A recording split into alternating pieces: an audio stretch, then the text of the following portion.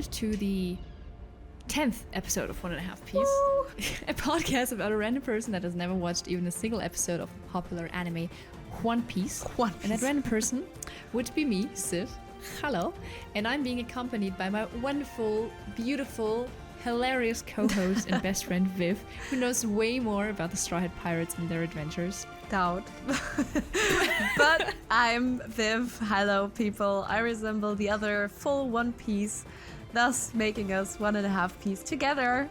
And I have dedicated my life to rewatching the adventures of the Straw Hat Pirates, not only once, but now a second time with Zeff, making me a self-proclaimed expert in One Piece. I'm really excited to be here and share my expert insights with our listeners. With you. So today we're covering podcast episode. Yeah, we're covering our own podcast. We're covering episode 24 to 25. There we talked rubbish, and there we talked rubbish too. Yeah. So episode 24. Nami has just taken off with the ship, and we have just seen Mihawk, who destroyed the ship, or like the last remaining ship of Dawn Creek. The brothers, Johnny and Yosaku, we get like a flashback. So the brothers notice Nami looking at a wanted poster, which we assume was Arlong, I forgot the name of him. They think that she's very ambitious because 20 million berry is the bounty of the person there. Nami asks even the boys, more than Dawn Creek. Yeah, which makes him, by the way, not the scariest person. Yeah. But this only underlines what I said in the previous episode, that he is, as of now, the biggest villain, but obviously it's always like we always meet bigger villains. So he's not such a big shot. Do you mean Dawn Creek Yeah. right now? I think he's still a big shot because I think he sails to the Grand Line. He's a big shit. And Arlong... Oh, yeah. And I think Arlong did not in the last... I don't know. I think he has... Okay, no. Cut that out. Okay. No spoilers. Nami asks the boys to turn around because she needs to change, which is, by the way, weird. Doesn't make any sense. Why would she do that there?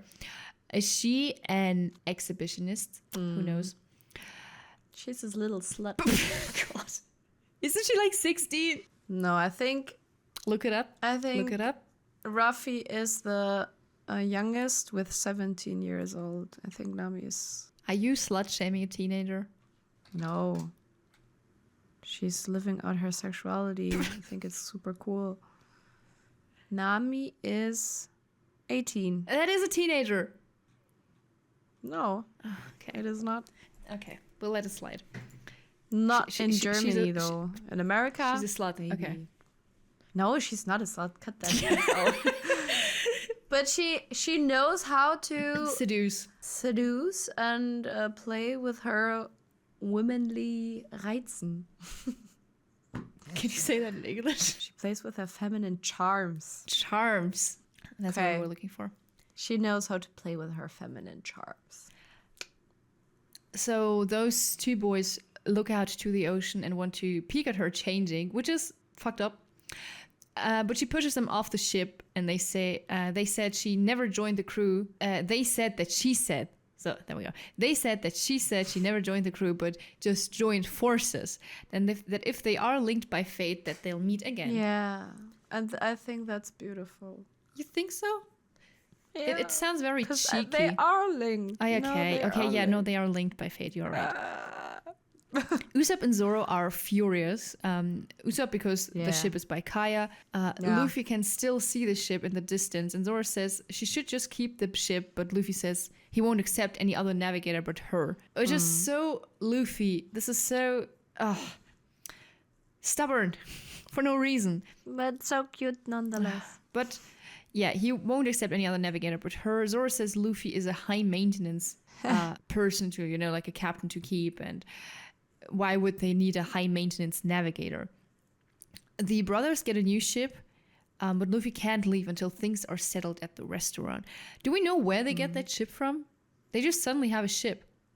Yeah, it's just there. Okay. I didn't question that. Okay. Mihawk's ship is coffin-shaped. This is the first time we actually see that it's coffin-shaped. Yeah. Zoro sees Mihawk and can't leave either because Mihawk is a master swordsman and he needs to not battle, but like, what's it called? Challenge him. Yeah, it's his actual goal to search for that man, and then he just spawns there. Okay, no, I'll say it when we come to that. Don's pirates ask what his gripe is with them, like why Mihawk is chasing them, and Mihawk says, "Oh, I'm just bored. My Senate cannons just went out." And one pirate shoots at him, and Mihawk redirects the bullets slightly, like he tilts the blade, points the blade towards them, and then slightly tilts it, so the bullet goes away. Zoro wants to fight Mihawk because he's the strongest swordsman and he still, needs to prove himself. Mihawk thinks that it's foolish that he wants to become the strongest against him because, he sees that it's pointless that he is the strongest. But Mihawk is not the strongest, is he? He's like one of the strongest, I assume. Like swordsman. You mean? He's the strongest. He is the strongest, okay. Okay, I would have assumed because there's so many more episodes that, there's going to be a stronger one, but okay. Yeah, but they are like skill-wise under Mihawk. Okay. I would say. Okay, interesting pacing. Mihawk pulls out his little sword that he has in his little necklace. Yeah. That was in the shape of a crucifix, and then he like pulls out a little sword that's like barely a thumb long. And I just... Do you know how to call it in Japanese? No. Kogatana, and that means small knife. Translated. Small. I just thought, that thought just occurred to me. Mihawk with the Kogatana is a Dark Souls boss phase 1. I would totally dig that. And then when you like defeat him and you think, oh, easy phase 1, he like reassembles with a great-sword and like completely just like one hits you on his back. Yeah, he is a Dark Souls boss. You can't tell me otherwise. Yeah. He has the beard. They're not only and the fit and the sword. It's not about the emo fit, with that kragen. The collar. The collar. Yes. And the black coat. Coat.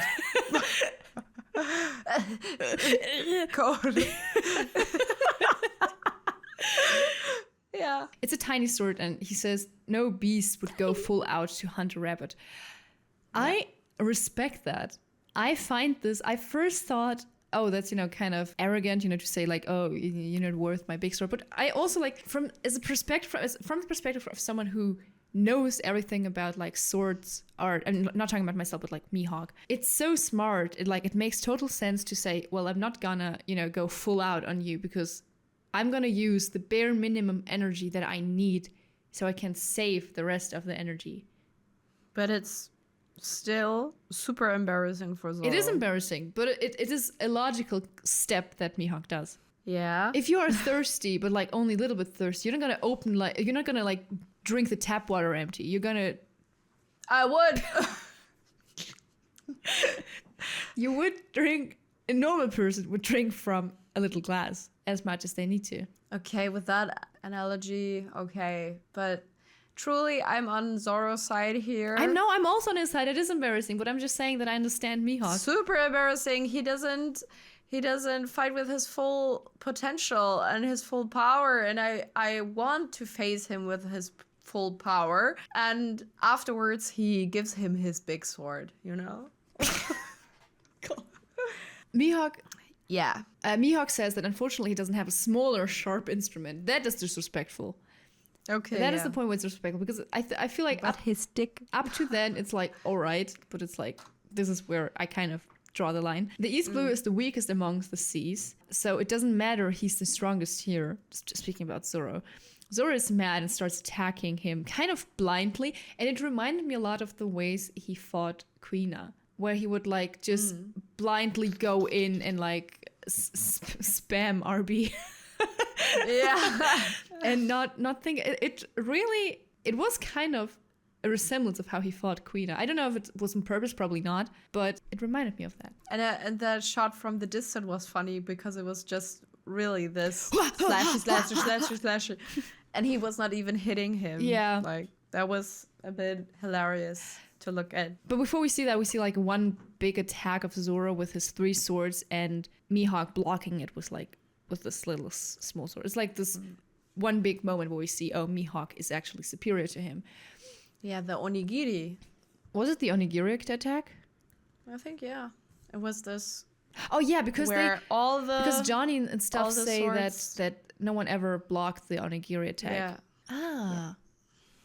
Ah. Do you know what onigiri are? Yeah. I think we talked about that in another episode. We right? regularly have Yeah. onigiri at work. Wow. We buy them very cheaply at Aldi. Aldi Süd. That's so cool. It's Aldi Süd. Give it up for Aldi Süd. Sponsor us.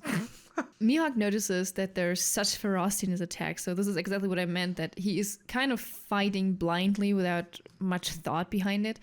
It's also the same thing that Quina noticed. When we saw the backstory of Zoro, she notices how he is kind of going there with a fury that is like unreasoned.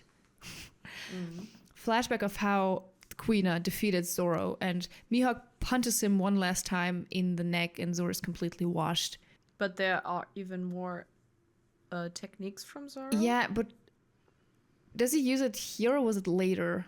The tiger claw he thing. uses... Yeah, he uses it after the onigiri attack. Oh, I thought it was after. Ah, yeah, no, he did. What is it called? Tiger claw? No, what is it called? Tiger. Toragari? Yeah. And that means tiger hunting, translated okay. from... But we saw it earlier. I think he did this on this cat people from Kurahador, Captain Black. I don't remember him think saying he did. that. But I'm not I gonna. think he did but that. you might be right. So Mihawk then says, And still one left. Do you remember? "One attack? Yeah. No. I think that was right before Mihawk slices him to unconsciousness. An attack? It was this, it was when he charges and like going full speed, I don't know about that, with spinning 3 swords, you know? What was it called though? I thought that was a tiger claw attack, a tiger thing attack. No, that was Toragari is where he has this 2 swords on the left side. That is Toragari, and he like dashes forward. And the secret sword style Santorio Ogi Sanzen Sekai. All right, and yeah. then that means 3,000 worlds. Okay. Is where he is like curling and rolling them in his But hands. he doesn't say that the name of the attack, does he? He says that. Okay. Santorio Ogi Sanzen Sekai. Literally meaning 3 sword blade style secret skill, 3,000 worlds. Yeah, apparently I completely missed that. Or like not write it down apparently. I wrote down... This is the first time we see that, actually. I wrote down that he was lying on the floor and then Mihawk says, "What do you bear on your shoulders?" Which I find very deep. It's very... I like Mihawk. He is very sensitive. Like he's like... I feel like he like sees through people, but like not in a mean way, in a way of like understanding people. Johnny and Yosuke want to defend Zoro's honor, but Luffy pulls them back. Zoro does a special attack. This is where Zoro does a special attack and gets stabbed by Mihawk. Okay. So it was later. Okay.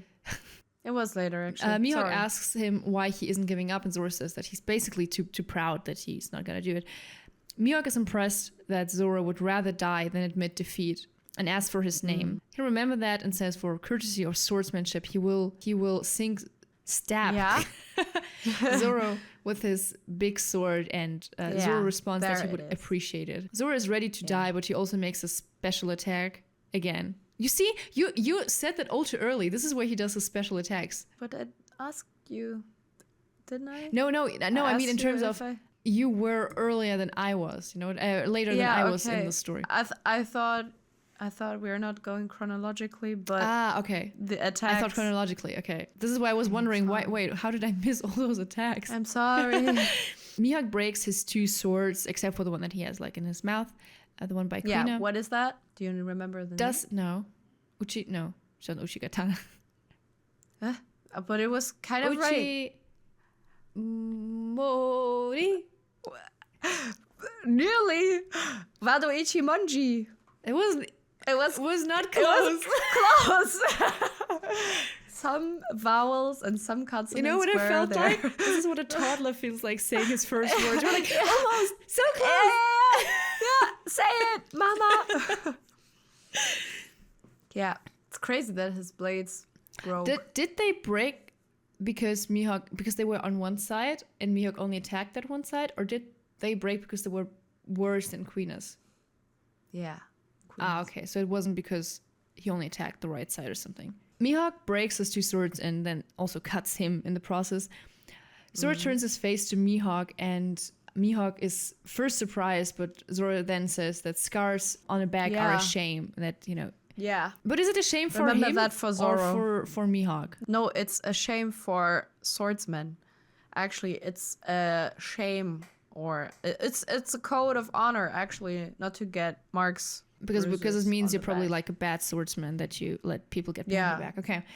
Yeah, and stab people in the back is like, And also, seriously that's one on of top the, of that. Yeah. Mihawk respects that and hits him in the chest. Yeah. And everyone is in disbelief. Luffy Yeah. attacks Mihawk but gets sidestepped. And Mihawk says not to worry, that he didn't kill him. Yeah. Johnny and Yosuke get Zoro out of the water, and Mihawk says it's too early for him to die. His name is Dracule Mihawk, and he will wait for him to surpass him. Then he asks Luffy what his goal is, and Luffy then again says, One Piece, king of the pirate. and Like that. And Mihawk says, well, that's gonna be like harder to surpass him as a swordsman, which okay. It's humble, actually.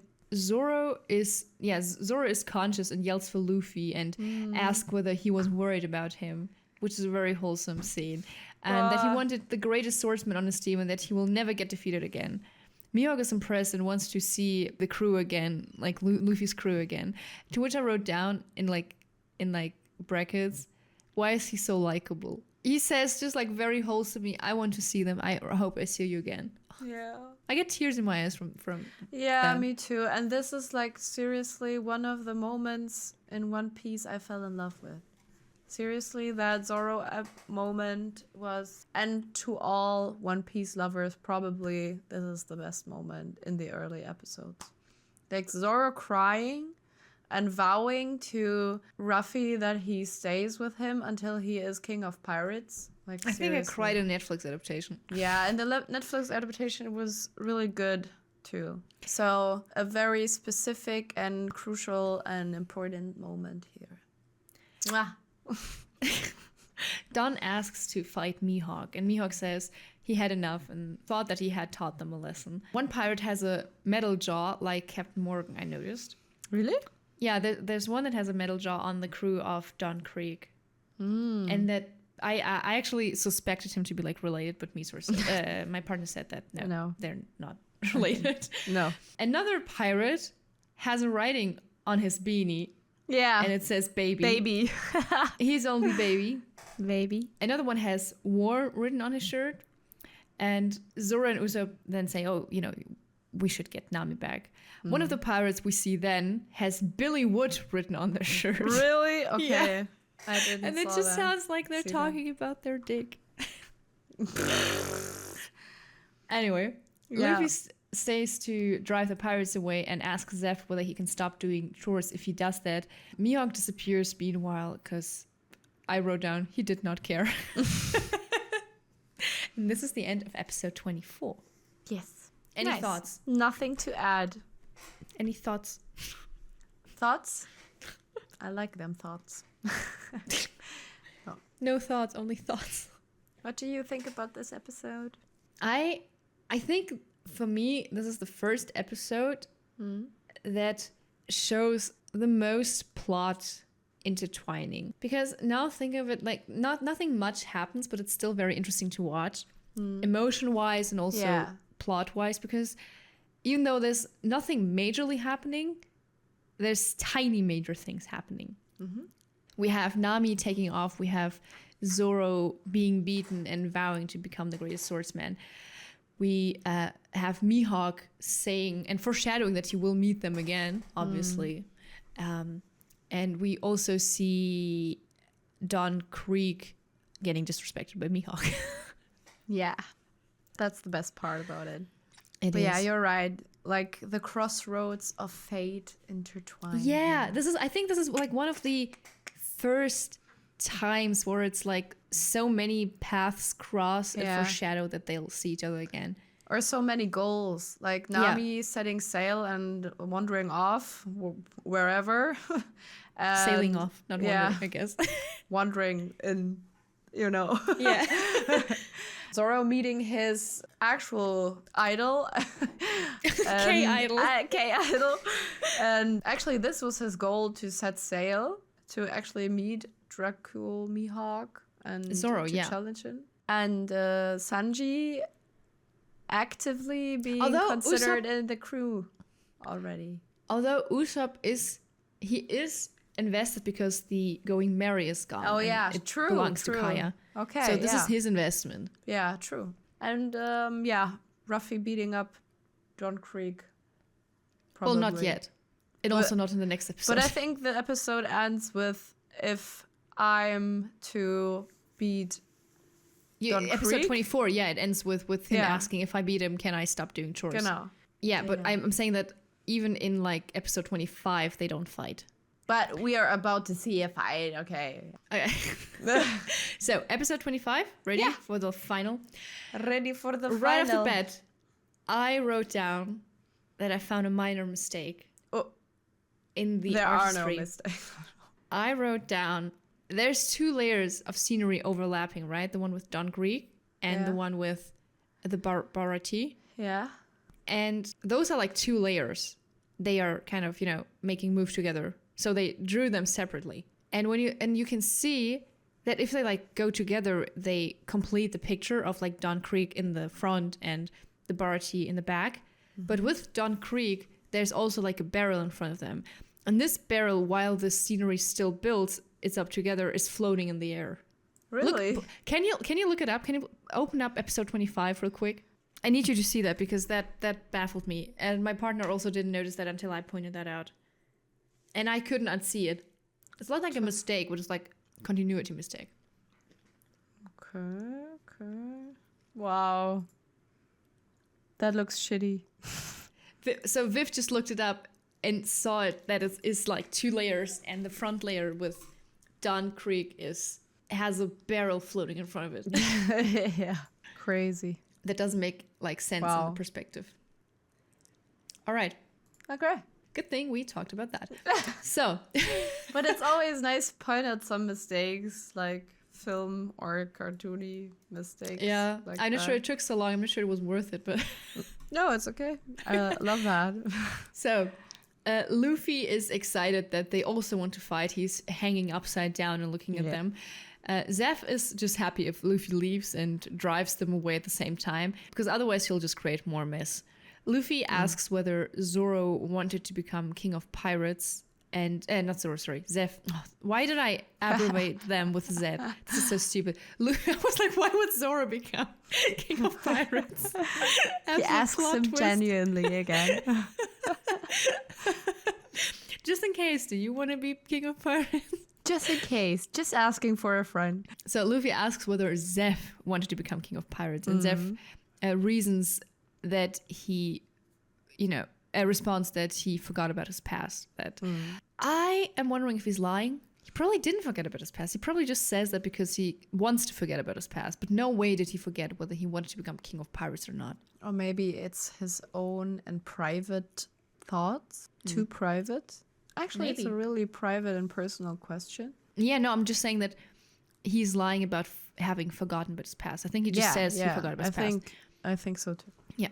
But I really don't know exactly. And I think it doesn't say that Zeff would become, at some point, he wanted to become king of pirates. Don plans out his attacks, and another pirate asks what if they come across Mihawk again later. Don shoots him too, so we're now down to 96 pirates. I think 97. Were we at 98? Wait, we have Gin? 28. No, 98 then. We had 100? Yeah. And he shoots 2. 98. Yeah, sorry, yeah, 98. Don thinks that Luffy has had a devil fruit, and he thinks that Mihawk must have had one too, which is, I'm saying that he didn't have one. Don't tell me. But I'm just saying Mihawk's really cool. Really cool. Really good. Because, and this is my reasoning why I don't think that Mihawk had a devil's fruit. Yeah. He was so polite and he had so much courtesy to swordsmanship culture that he didn't just, kill Zoro. And he really, really could treasure and appreciate the knowledge that Zoro already had. And if Mihawk was only good because of the devil's fruit, he would not be able to appreciate it, because he can only appreciate it since he has been there where Zoro has been. You know, that he has gotten good through learning and not through a devil's fruit. Okay. Do you follow? Was this too convoluted? No. But actually, question that goes against this. Okay. How can he wield Yoru, his big sword, against Zoro and not cutting him in like 3 pieces, like the ship? But that's only because he knows how to handle it. Mm-hmm. Okay. So he was a bit softer for... Yeah, he was softer. Okay. It was his first time. Okay. So, going on. We see flashbacks of Redfoot Zeff. Red leg. I wrote down in brackets, younger him is a smash. Yeah, he is a smash. His old ship has a big goose with a Was it cooking a head goose? and cutlery. Isn't it is it a duck? I thought duck, but it could be goose too. It's something goosey ducky. Yeah. He didn't. With the chef's head on his head.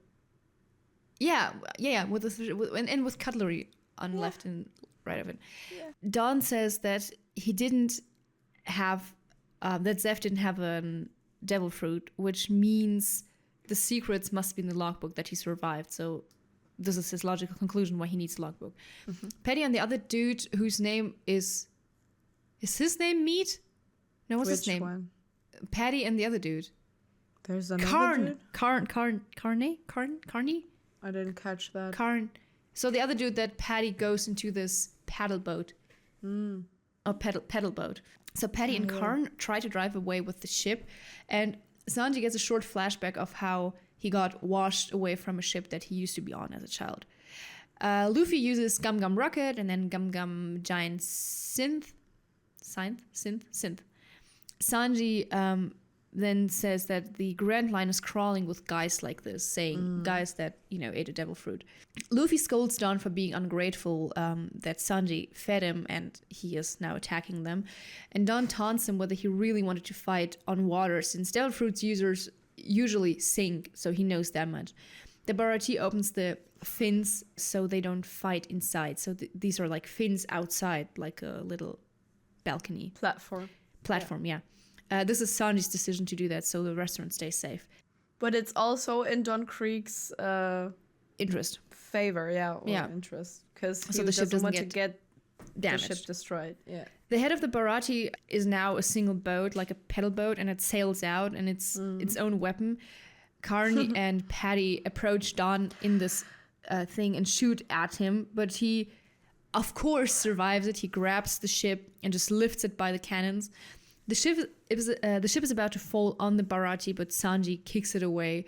We have some insane physics here. Yeah, he leaps off like 20 meters in the air. The cooks all get washed too. Sanji's still not letting the Creek pirates in. And flashback of how Zeff only cooked with Sanji alone and searched for new cooks. And this is how Patty and Karn start. Oh yeah, then we see someone else surface from the water, and it's Pearl from the Creek Pirates. Pearl is a weird dude who has a massive pearl on his head and has like weird metal plates and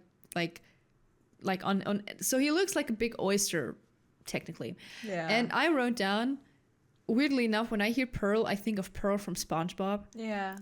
So that was funny. Yeah. The pirates start insulting Sanji as mere cook, and he kicks them with his roundhouse kick. Don throws Luffy off the ship, but Luffy then flies towards Pearl, who just said he has never shed a drop of blood. But when Luffy hits him in the head, he gets nosebleed. Sanji is kind of amused of this whole scene. Don is very upset, and everyone starts suddenly losing their shit. Pearl starts clanging his plates together and screams, "Danger! Danger! Danger!" He then catches fire, which he behaves like a Pokemon with ghost power. Fire Pearl's his special attack. Everyone starts burning. Don is not happy and asks whether Pearl is going to burn down the ship they are trying to take over. Sanji's mad that he's trying to burn down the restaurant and attacks Pearl. Says he wouldn't be a refined cook if you were afraid of fire, which is a banger line. Yeah. Zeff stands in the way of the fire pearls and everyone yells for him to go away, but instead of getting punctured by them and killed, he extinguishes the fire pearls with one foot movement and they all fall to the floor cold. So cool. His foot, or no, his leg is still strong. And he's still serving. Still serving. Don wants to destroy the fins before the restaurant catches fire, since it's only the fins that the platform in front of the ship burning. But he then does this like morning star thing, and Luffy uses Gum Gum Bazooka, and this morning star gets like flying back. The mast breaks and falls onto the pearl guy, who gets knocked out, and I assume he breaks his neck and is dead, but obviously this is an anime, so he is just knocked out.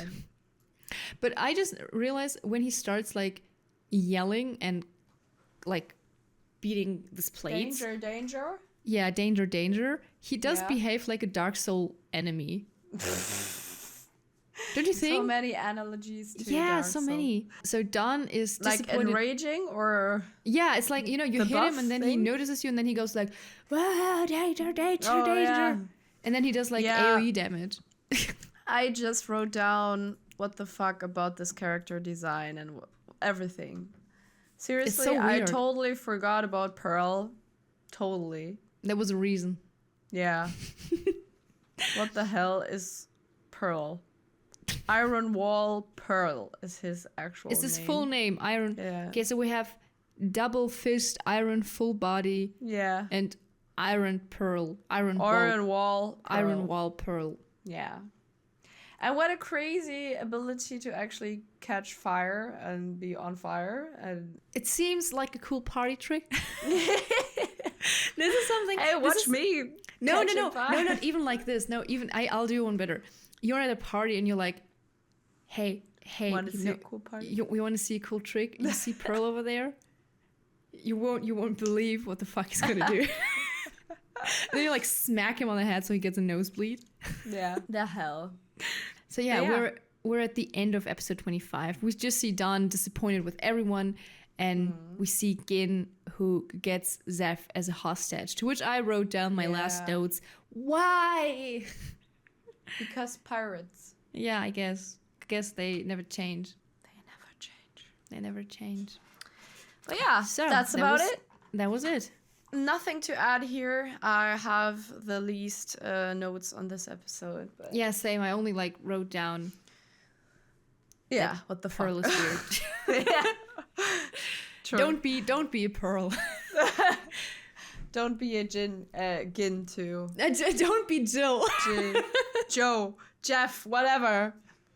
Be like Ruffy. Be genuinely nice. Genuine, be nice. Eat a lot of rice. And don't kill mice. And everything has a price. Yes. And some kids have lice. And I might throw want to the entice. dice.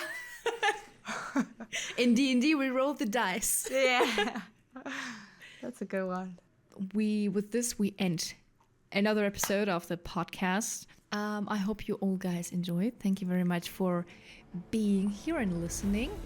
Viv, if people want to find you on the outside of this podcast, where can they do so? Outside. You can find me on Instagram, Twitter, Twitch, and TikTok. In general, my handle is sleeves_Viv, but on Insta it's sleeves.viv. And where can our fellow listeners find you, Zeff?